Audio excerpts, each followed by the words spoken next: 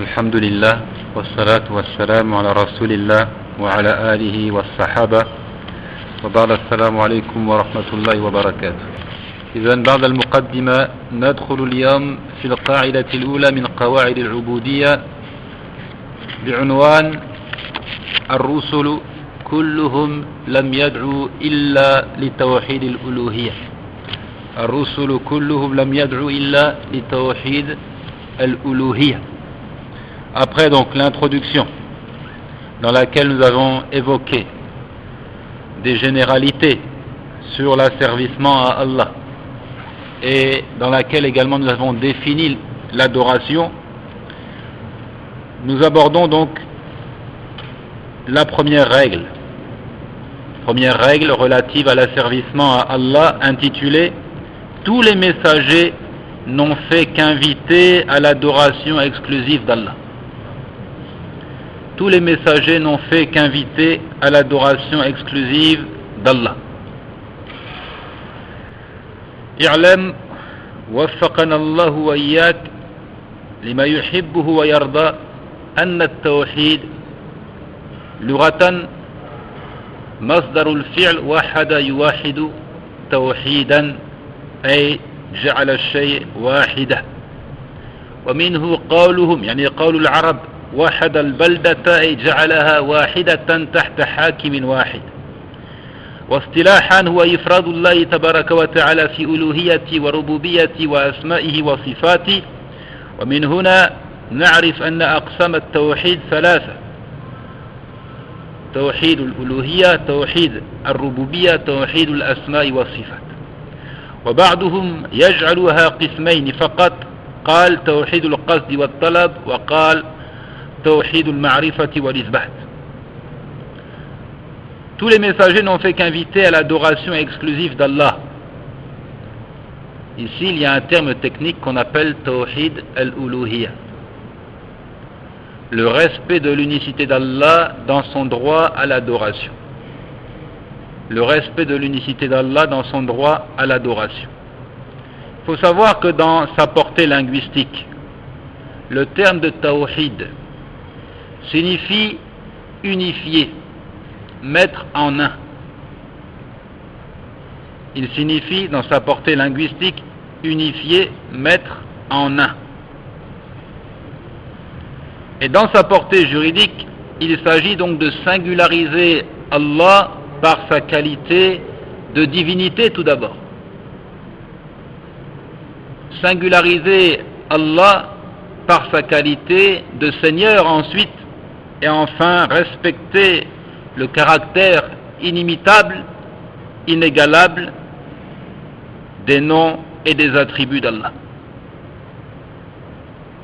Je reprends dans sa portée juridique, Tawhid, c'est de singulariser Allah par sa qualité de divinité, de Seigneur, et tout ce que ça implique des sens de la Seigneurie, c'est-à-dire qu'il est l'unique créateur, l'unique gérant des mondes, et de croire qu'il n'a pas d'égal ou d'associé dans ses noms et ses attributs.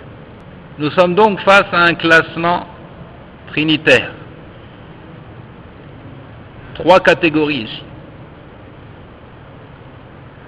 D'autres proposent une subdivision sur un principe de dualité. D'autres érudits subdivisent le principe de respect de l'unicité d'Allah en 2 catégories seulement, et non pas 3. Ils parlent de respecter l'unicité d'Allah dans l'objectif recherché et les intentions.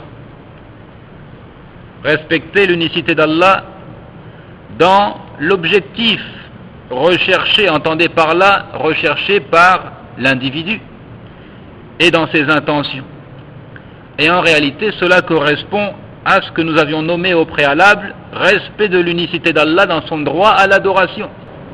C'est-à-dire que l'individu n'a qu'une intention, c'est de satisfaire Allah, et il n'a qu'une ambition, c'est de se rapprocher d'Allah. En d'autres termes, il voue toute forme d'adoration à Allah seul et sans associé.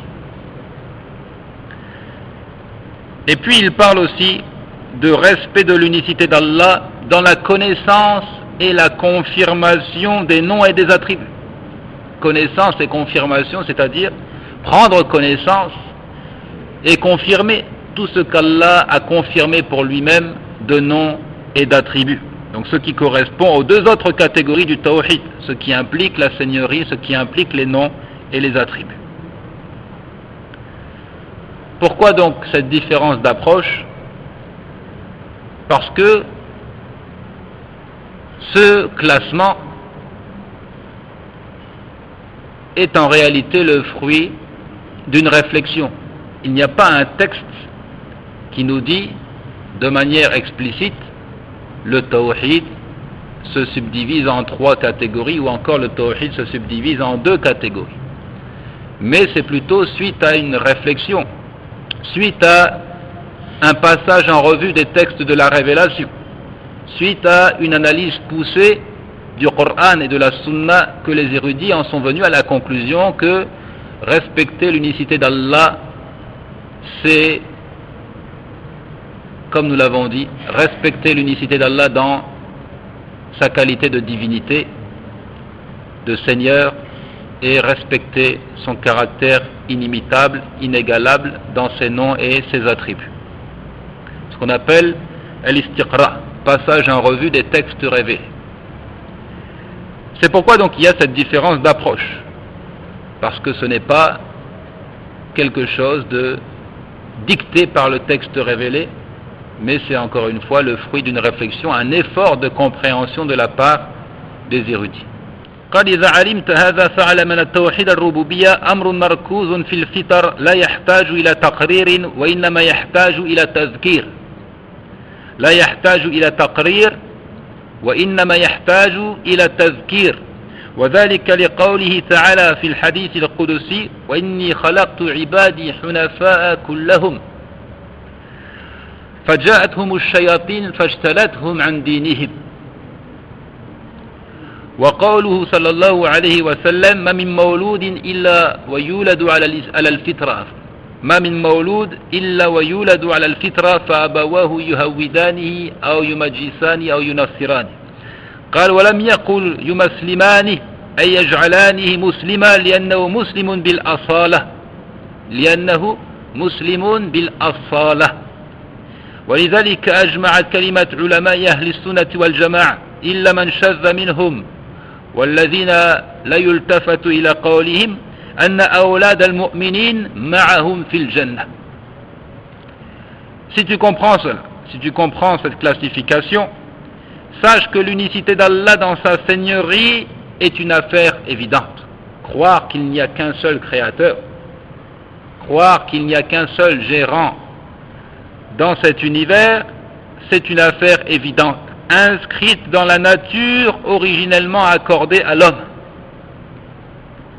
Donc quelque chose qui est su de manière instinctive, qui ne nécessite pas une démonstration, une étude quelconque, mais qui nécessite simplement une remémoration, si toutefois l'individu a oublié. Ça ne nécessite pas, dit-il, une démonstration, mais plutôt une simple remémoration. Et dans le récit à caractère divin, Allah subhanahu wa ta'ala dit « J'ai créé mes serviteurs en purs monothéistes. J'ai créé mes serviteurs en purs monothéistes. Et les diables sont venus à eux et les ont éloignés de leur religion. » Donc à l'origine, ils sont tous de purs monothéistes. C'est par la suite que survient l'égarement. C'est par la suite que survient la corruption de la nature originelle, et notamment par le biais du travail accompli par les diables. Les diables sont venus à eux et les ont éloignés de leur religion.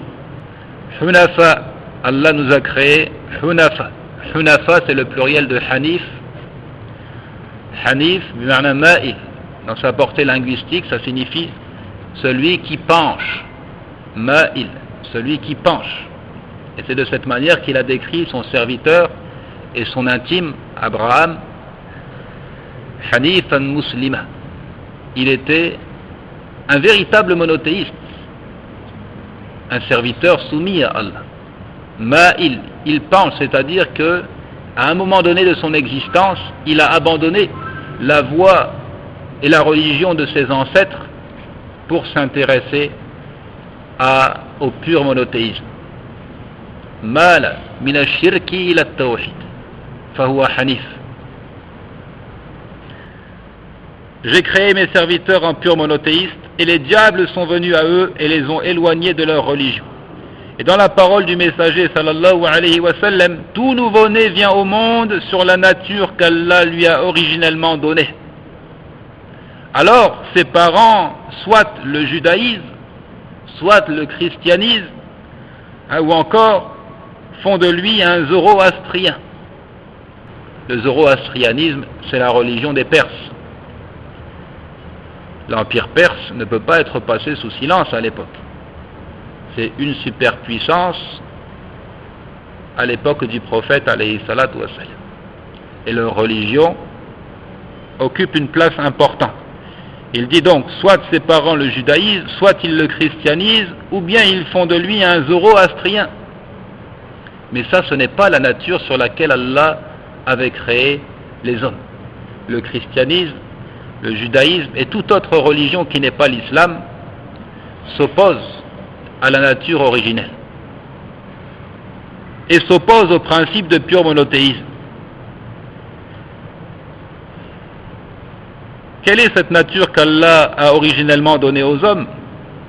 Allah en a parlé dans un verset, il dit فَأَقِمْ وَجْهَكَ لِلدِّينِ حَنِيفًا فِطْرَةَ اللَّهِ الَّتِي فَطَرَ النَّاسَ عَلَيْهَا لا تبديل لخلق الله ذلك الدين القيم. Lorsqu'il a dit soumets tout ton être à la religion d'Allah. Telle est la nature qu'Allah a originellement donnée aux hommes. Pas de changement à la création d'Allah. C'est là la religion de droiture. Il est question donc de se soumettre totalement à l'autorité divine. C'est ça qui est la nature originelle. Ce penchant instinctif pour l'obéissance à Allah, la soumission à Allah, par amour et vénération pour lui. Par amour et vénération pour lui. Soit ses parents le judaïsent, soit ils le christianisent ou font de lui un zoroastrien. Notez qu'il n'a pas dit ou bien ils font de lui un musulman. Parce que la reconnaissance de la suprématie d'Allah et la soumission à son autorité par amour et glorification sont la nature première de l'homme. Tout est résumé ici. Il n'a pas dit musulman puisque la reconnaissance de la suprématie d'Allah, la soumission à son autorité par amour et glorification sont la nature première de l'homme. C'est pourquoi l'avis émis par tous les érudits de la tradition, sauf quelques avis marginaux et qui sont mis de côté et qui sont sans valeur, c'est que les enfants des croyants morts en bas âge sont avec eux dans le paradis.